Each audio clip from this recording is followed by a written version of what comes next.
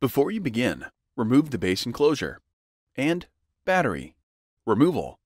Note: the heatsink has either 4 or 6 screws securing it to the system board. The heatsink with 6 screws is shown in this video.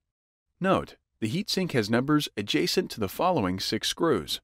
Remove the 6 captive P1 Phillips-head screws that secure the heatsink over the processor in numerical order.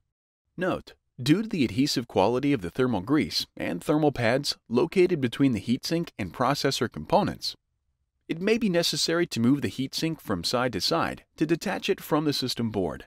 Remove the heatsink from the system board. Replacement. Note: before replacing the heatsink, the thermal grease should be replaced.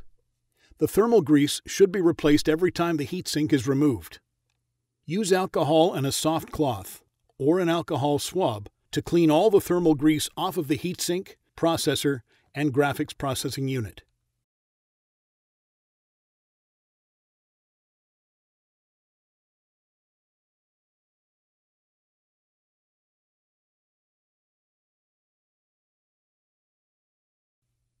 Use the thermal grease applicator to apply thermal grease to the processor and graphics processing unit.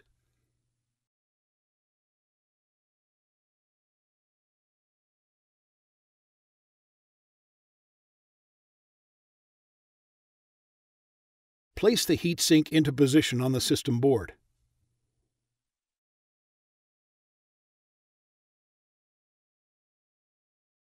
In numerical order, replace the 6 P1 Phillips-head screws that secure the heatsink to the system board.